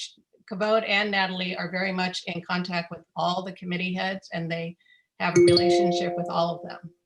So, okay. Oh, they do, I'm sure. And what about the Rabbi question? Sorry. Who made the decision? Who makes the decision? The deciding commission decision of a 5-year contract? That was the board that made that decision. I think that, as we were coming during the fall period of time and things were very uncertain, as Amy said, that there was really the desire to hold off on the hiring of additional clergy until we were able to do a strategic planning process and be able to determine what our needs as a congregation were. There also was a real huge need for stability in the congregation. And so the board felt that my service to the congregation and the way that I'm committed to trying to meet everybody where they are, regardless of whether they're identify as reform or conservative, was something that would provide that stability as we make these different changes going forward. Okay, I'm going to wrap this up because now we are kind of getting off of budget discussion. So with that, I would like to call for a vote. All those, if you have voted a proxy, please do not vote again. But if you have not, please one vote per household.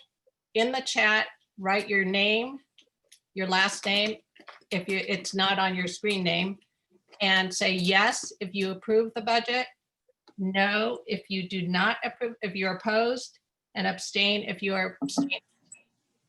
Are we supposed to send this to everyone or just to you, Amy? No, to Tamara. Well, you can do it to everyone. Just do it to everyone. It doesn't have to. Tamara and Deborah are counting the votes. There are 31 people present who are not represented by proxies. 32 now. 32. There 32. We go. Okay, so yes, can I please ask Jody Margolis to vote here? Oh, Jody, if you're in around, they do not have your proxy. Her proxy came in just now and I won't be able to record it to yeah. Hear. Yes, so Jody, please vote.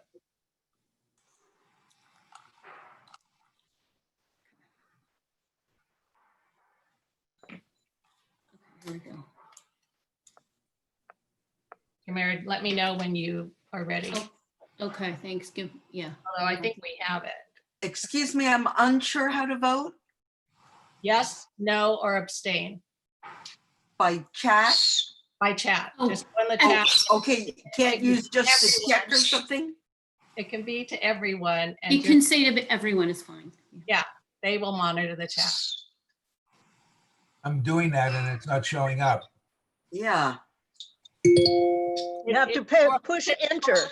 Just scroll through it. Yeah. If you scroll to the bottom, you can see them monitoring. Okay, so everyone is yes. Yeah. That I've seen, and there's maybe some abstentions. So I will declare that the motion has passed. Okay, coming up. Yeah. Could I get a motion before I discuss? Could I please have a motion to approve the bylaw changes as presented? And I can't see everybody. Hold on.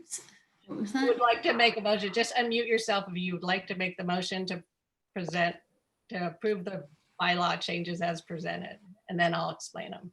I'll make a motion that we approve the bylaw changes as presented.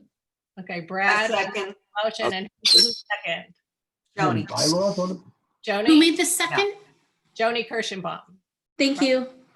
Okay, so the two.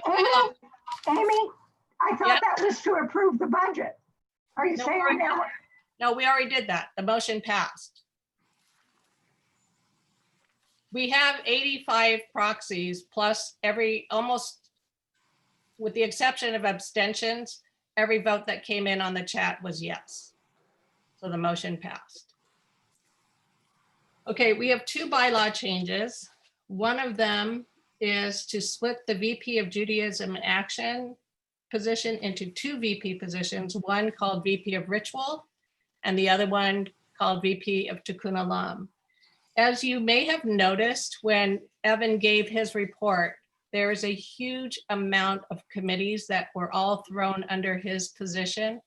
And as a result, try as he tried, it's very hard to manage that many committees. And so it was his suggestion, recommendation, and the board approved it, that his position be divided into Ritual, which would focus more on practices and work with the clergy, and Tikkun Olam, which would be more focused on, like the JJA would be under that, Havrat Tzedek, various committees that would be more focused on social action and tzedakah and things like that. The second one is to take the president's term. Originally in the bylaws, right? Currently the bylaws say that a president can serve up to 4 years, and those 4 years are two-year terms, consecutive 2-year terms. And the reason why this came up is that, to give you an idea, if you were going to pursue a second term, you pretty much would have to decide 6 months into your first term. Like, I'll put it out there that I'm hoping I only do this for 2 years, which means this December or January, I need to recruit an EVP because I don't want to go on to the next one. But if I didn't, I would have to decide now, if I'm not going to recruit an EVP, that I would be more or less committing to a second 2 years. So 6 months into the term, I would be committing for 4 years, which is a very long time to be president. if you don't want to do it, I guess. I don't know any other way to put it, but anyways. So I thought it would, for anybody going forward, myself or anybody else, I just think it makes it a more manageable job for that reason. So, okay. Any further discussion? Let me see. Okay, you're gonna have to give me a minute while you look up. I'm still getting the last things in there. Okay. So looks like Sue Reese had a question. Sue, do you have a question? I do too. Okay, please put your name in the chat so I know what order to go in. That would really help me. Sorry. Okay. I just, after looking at the committees, I don't understand why the trustee at large doesn't take over that Tikkun committee instead of a board member. We don't need another board member on the executive committee. It's top heavy already.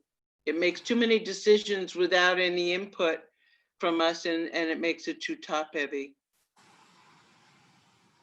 Okay. So I don't see why that committee cannot just be part of the old position, but just run by a trustee at large, which is a great place to use their talents and use it as a subcommittee.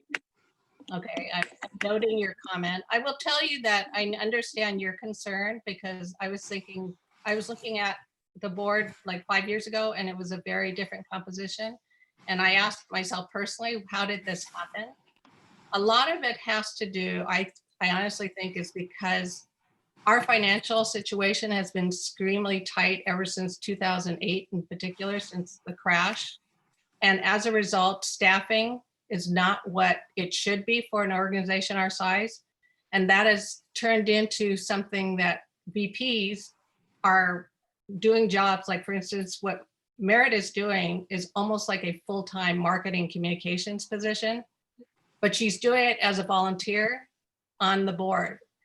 So that's kind of true across the whole executive committee. And I realize this is where we're going, but I can also tell you that as part of the strategic visioning process that we are going through, there is a committee specifically that is looking at leadership infrastructure. And we are definitely going to look at that and decide, because in the meantime, I also personally went around to every single Temple website in Orange County and took a screenshot of what their boards look like. And I probably will, as part of this process, reach out and find out how they function. But I really do think this happened because of the situation we're in, and to address all these different functions that had to happen. So maybe, Amy, can I just chime in for a second? before we vote on this, we need to look at it a little further. Amy, can I chime in for a second? Yeah, go ahead. I was just going to say, part of the motivation for me for doing this was that my personal belief, and I think it's probably held by hopefully some others there, is that for a synagogue like ours, Tikkun Olam is like a huge component of what we do. It's how most people connect to their Judaism. And it's sadly been lacking the focus that it needs, in part, like Amy was saying, because there's 9 or 15 committees clustered together under the Judaism in Action position.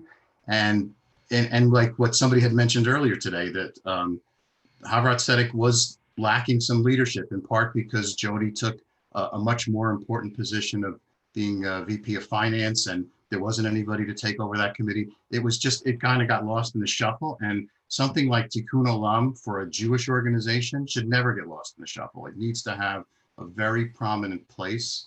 Like I said, some people come to services and some people do Tikkun Olam, and they're of equal importance in my mind.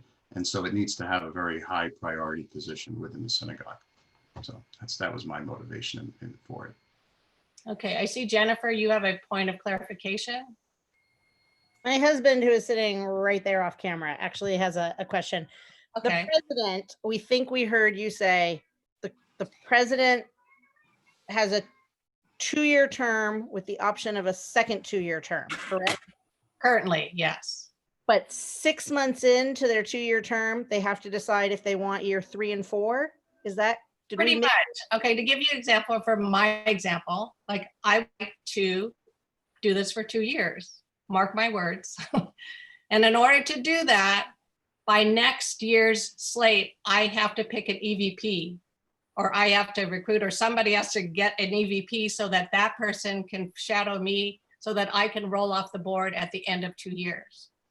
If I said, I'm not sure, then I would automatically be committing myself to 2 more years beyond my 2 years. So that's saying, like, this January, I would have to say, okay, I'm going to do it for 4 years. And I'm really not there right now. Seems like, I think to us, that seems like a really short time with a big responsibility to decide that you want to do it for another 3.5 years, I think is our concern. I don't know if that's up for discussion or anything. No, I think for me, it's, so 6 months in, you're just deciding, you're changing the decision from deciding to go an extra 2 years to an extra 1 year. Because you're Yes. still going to have to make the same decision. Yeah. So if I wanted to say, okay, well, I'll do it 3 years, then I wouldn't have to get that EVP until a year from this January. But you decide that 6 months in. I would, yeah, I could decide, okay, well, I think I can do another year. And even a year after that, I could say, well, I'm good about a 4th year, and then I could do it. But it gives a lot more flexibility of when the VP position has to be put in place so that you have somebody who is prepping to be the next president. We understand that part. It just seems really early. But thank you for clarifying, so we knew that we heard it right. Okay. Thank you. Any other questions? Yes. Yes. Okay, go ahead, Cindy. Okay, in looking at the bylaw revision, excuse my voice, I noticed that you've taken out several committees from the current description of the VP Judaism in Action, but they haven't been put into Tikkun Olam. Specifically, I'm talking Caring Committee, Israel Matters, Cemetery. Those are not specified in the new version of the bylaws. So who's in charge of that?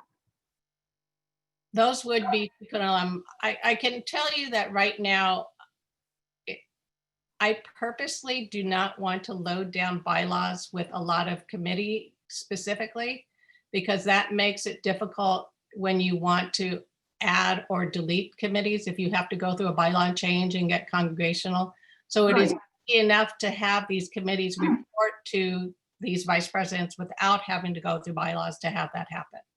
We will assure you that every committee will have a VP over them. All right, thank you. Any last questions before I call for the vote? Okay.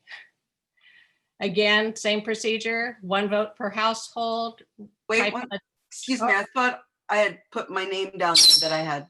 I didn't see it. I'm sorry. Go ahead. That's okay. I wanted to refer back to what Sue said, Sue Reese. Right now, as I see it, the trustees at large don't carry a portfolio.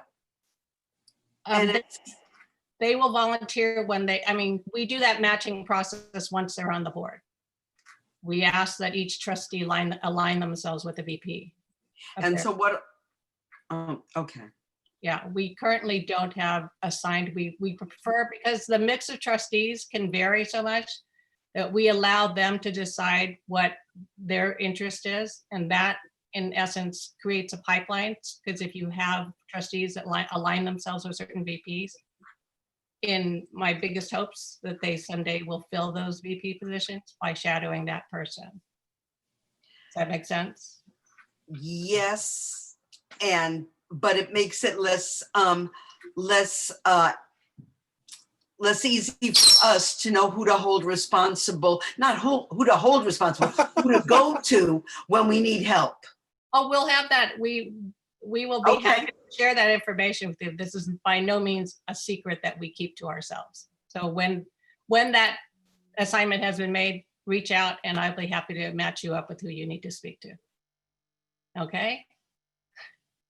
I'm thinking that's the end. So, okay. Again, the motion is to approve the bylaw changes as presented. If you are in favor, please type yes in the chat. If you are opposed, please type no. Or if you are abstaining, please type abstain and include your last name if your screen name is not your name. Looks like you've got it. Yeah, looks like it. Okay. Based on the number of proxies and what I'm seeing coming through, the motion passes. Yeah. Where are we at now? Okay. Now I will turn it over to Marv Gordon to present the slate of nominees.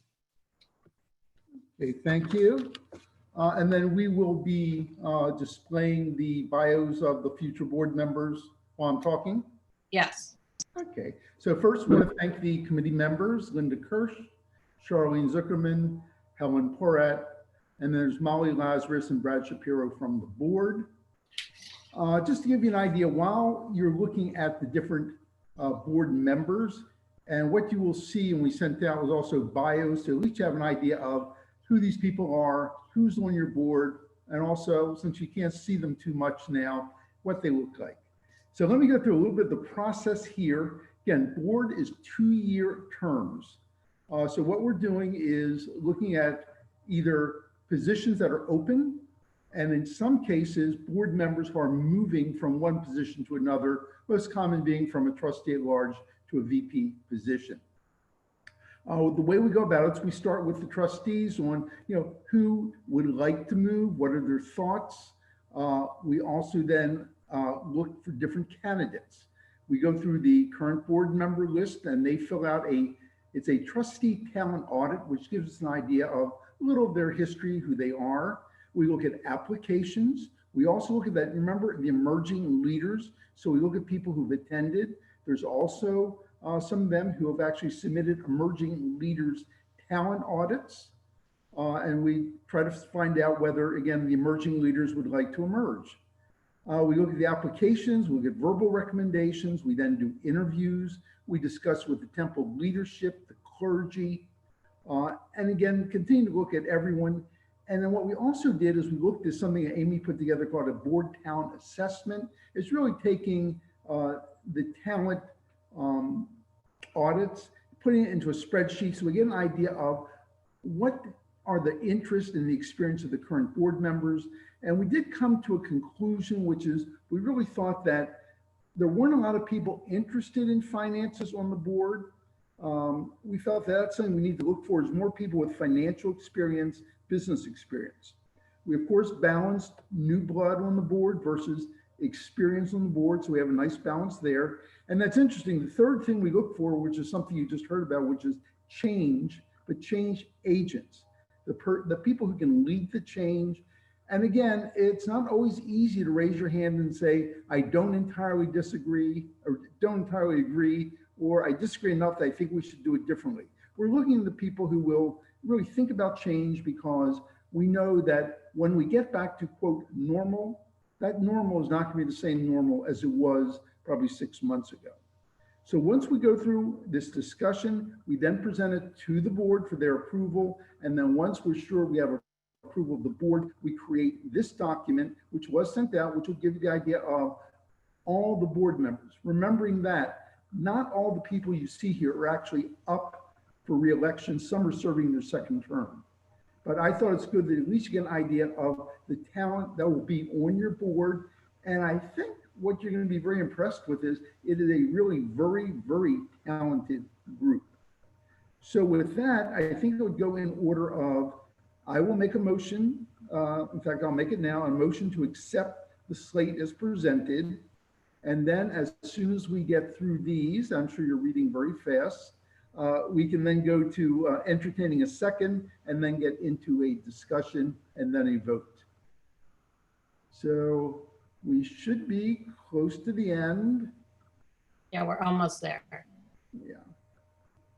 And just to let you know, this should tell you a little bit about how long they've been in the synagogue, a little bit about their family, their occupation, their outside experiences, their experiences with the temple. So it gives you a general idea of, how we came to pick these people. And almost there. Yeah, the auxiliaries are there for information only. They are elected by their own groups. Great. So it's a, not quite. One more after this. Oh, Okay, so would you like me to make the motion to accept the yeah, slate? go ahead. If you want a second, first one to the chat gets it.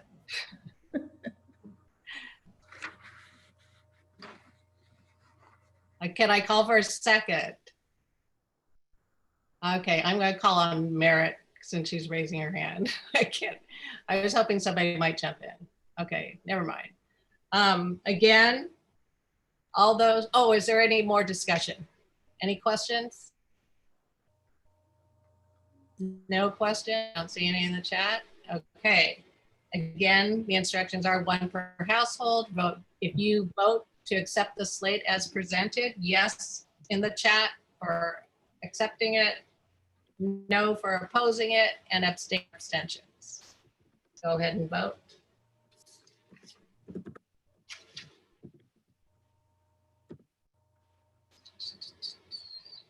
Okay, looks like we have what we need. I declare that the motion has passed. Thank you, everyone. Okay, before we move on, I think that's the last thing on business-wise. I want to get to some thank yous. The very first thank you I have to express to is our staff led by our executive director, Bonnie Pomish, and then our clergy, Rabbi Kavod and Cantor Young, and then the staff and teachers, because they have done an amazing, incredible job. What you see on screens on Fridays or during the week are only a small piece of what they are doing all during the week to develop these programming options, to connect with the community. And I really, while I have all your attention, I hope that all of you will join us on Living Torah at 6 o'clock on Shabbat, followed by services. There's a Zoom link that comes out every week that tells you how to get there, or you can watch on Facebook Live or even on our YouTube channel. So I really encourage you to do that and connect with everybody else in the community. At this annual meeting, we've got a lot done. We approved our 2021 slate. We approved our 2021 budget, and we also updated our bylaws. At this time, I want to congratulate our incoming board, which are myself as president, VP of Governance, Helen Rasner, VP of Finance, Bonnie Kay, VP of Rituals, Evan Wall, VP of Tikkun Olam, Deborah McKee, VP of Membership, Tamara Griffin, VP of Education, Samantha Cohen, VP of Marketing and Communications, Merritt Weiss, Treasurer, Stuart Krylov, and Secretary, Robin Brandis Gibbs. Trustees, Steve Blanc, Neil Engler, Kim Governor, Jody Holbright, Kat Mirsky, Jen Pallitz, and Brad Shapiro. At this time, I'd also like to thank very much and acknowledge that we have outgoing members, and we want to thank them so much for their time and dedication to our community. Those who will not be joining us on the upcoming board are Izzy Neufeld, Lainey Mitzman, Dennis Brown, Molly Lazarus, Deb Jankowski, and Gil Ross. So I thank all of you. And Rabbi Kavod or Cantor Young, do you have some closing words before we adjourn? Yeah. Thanks everybody for taking time to share your thoughts and hear about all the wonderful work that's been done. I can definitely say that this has been a very hardworking board. So we want to just close with a prayer. This is from Rabbi Naomi Levy that we felt like is very appropriate to what we're going through right now. It's called, "For Heaven's Sake, We Pray from Home as One," a prayer for patience and restraint. We miss our sanctuary, the comfort of community, our voices joined together in prayer. But for heaven's sake, we pray from home as one, for grandmothers and grandfathers, for mothers and fathers, for aunts and uncles, for the vulnerable and the frail. For this is God's prayer. Be safe, my children.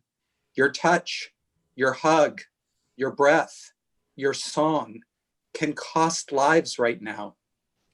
It's tragic and heartbreaking, but we will keep our sanctuaries closed for now. to stem this pandemic. Your patience is praise, your restraint is glory. So reach out with all your heart. Join soul to soul with a mighty love that transcends all distance. Take it in. Waves of blessings, hands to heaven. We pray from home as one, and God says, Amen. Amen. We have one final treat to share with you. Here we go.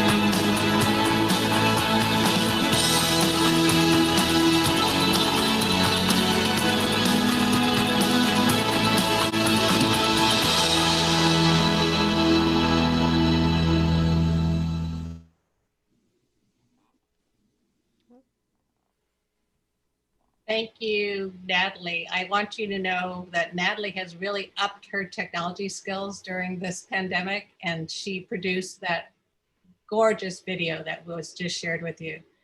I have to apologize. I completely forgot to thank William, which is a really huge oversight on my part. William Spector, as you know, as he shared in his email last week, has chosen not to pursue a second term. And he has, you'd have to know from our end as board members how much we appreciate his dedication to this temple. He loves this temple like no other. And I've worked very closely with him this last year, and I know that he would have liked to go on, but you know, circumstances are what they are. So we really appreciate him. He does get to continue as immediate past president, and I've told him I'm going to make him accountable for that, and he's not going to disappear, because that is officially a role. But historically, usually when a president leaves, they somewhat disappear. So I've told him he's going to have to come. And then I completely forgot about Dana Hertz. Dana Hertz was our VP of Education, worked tremendously hard. It's a really big job, and she is extremely dedicated and has really been such a great voice for our ECC, our religious school, and all the programming that we do. And we really, really appreciate her efforts as well. So now, unless I'll put it out there, does anybody have anything else they want to say before I ask for a motion to adjourn? Yes. Yes? Who? Yes. Brad? I would like people to know that there is a Shabbat morning Zoom service. And if they'd like more information, they can contact Wendy Lupel. It's a beautiful service, and I'd like to invite people to join us. And the information will be up on our website this week. Right. If you aren't doing, yes, thank you, Brad. If you aren't doing it already, I beg of you, please read the emails that come out, because they give you the programming, they give you the links on Zoom. And I know it's not like being in person, we all know that, but it is so great to see faces. When we did the drive-through, the drive-through collection, the greatest thing was just seeing faces that we miss so much. So please join us on Shabbat and at the Living Torah sessions and anything else that you see. There's really, really great programming, and I really hope you all take part in it. So I do want to make mention of an opportunity coming up this Wednesday. This is our first gathering for High Holy Days. We're going to be doing a deep dive into the Akedah. We're going to be doing a text study that will come together in a short play presented by congregants with things that you are writing. This is a really unique opportunity to be creative and think outside of the box in how we study and present Torah during the holidays. So that takes place 5 p.m. on Wednesday this week and next week. And it will be a process over the next few months putting this together, but I hope that you will come and join me. We are really, really excited to see what Natalie and Rabbi Kavod and Cantor Young will come up with, because their creative juices are just rolling, and just stay tuned. Okay, with that. Another one, Refuat HaNefesh Tuesday nights, another way to connect, 6:30. Okay. Yes, just read those emails, please. Okay, with that, can I get a motion to adjourn this meeting? Okay, Merritt, Robin, I assume Robin will second that, right? I'll second. Okay, Brad, you've had enough tonight. So anyways, with that, I move that we adjourn. It is. Who second? I'm sorry, who did you second? Robin Brandis Gibbs. Thank you. Seconded it. It is, let's see, what does my watch say? It's 9:23. All those in favor? Just raise your hand, wave your hands.